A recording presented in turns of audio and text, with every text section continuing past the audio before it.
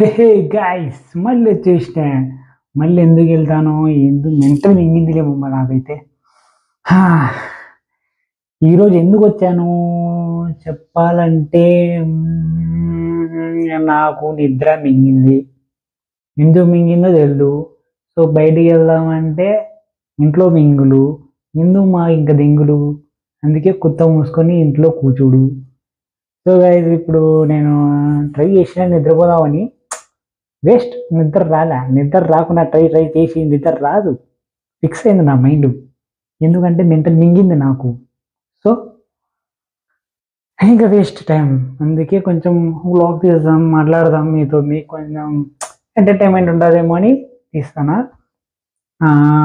Time maximum 2 అయి ఉంటుంది. ఒక టైం చూపిస్తుంది అంటే నాకు టైం లేదు, ఎందుకంటే నా టైం బ్యాడ్గా ఉంది కదా. సో పర్లే, it's okay. Every time is bad time, every time is a good time. నేనేం మాడతానో నాకే తెలియట్లే.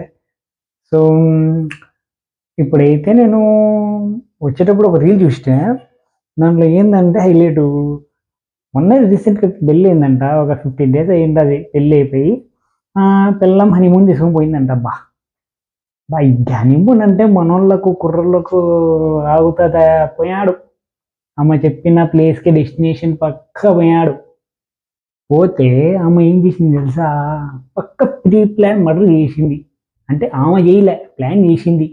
ఒక కాంట్రాక్టర్ ఉన్నాడు, ఆ కాంట్రాక్టర్తో మాట్లాడుకొని వాళ్ళ ఆయనని చంపేసి అట్టా గుడిపించింది ఆమె.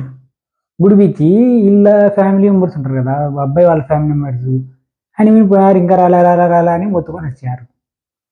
తర్వాత ఏమైందంటే ఒక బాడీ దొరికింది అక్కడ. బాడీ దొరికింటే ఇంకా పోయి వెతికారు.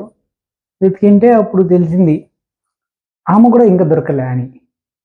కానీ అబ్బాయి బాడీ ఒకటి దొరికింది, ఆమె దొరకలే. సో మళ్ళీ వాళ్ళు ఏం చేశారు, బాగా వెతికారు. ఇంకా మా అమ్మను కూడా, ఆయన ఎట్ట చనిపోయినాడు, ఇంకా అమ్మనైనా ఏడైనా వెతుకుదామని వెతికినారు. వెతికింటే ఆమె ఒక ప్లేస్లో బాగా బాయ్ ఫ్రెండ్ ఎంజాయ్ చేస్తే కనిపించింటే పోలీసులు వచ్చి తీసుకున్నారు. అదే కస్టడీలో తీసుకున్నారు. తీసుకొని బాగా వాళ్ళ ప్రకారంలో బాగా ఇచ్చి పడేసినారు. అప్పుడు చెప్పిందామా, అవును నేనే చంపేసినా అని.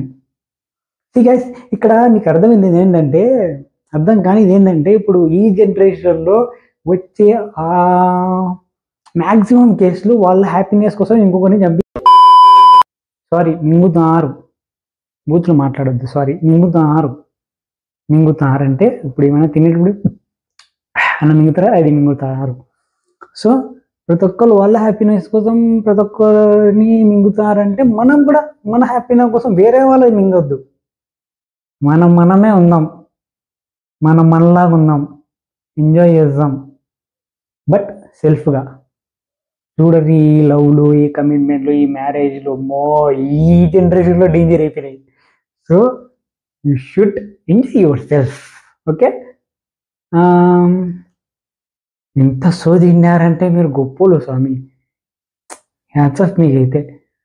సో ఇంకా ఇలాంటి సోదులు ఎక్కువ వినాలనుకుంటే మీరు లైక్, షేర్ అండ్ సబ్స్క్రైబ్ చేసుకోర్రి.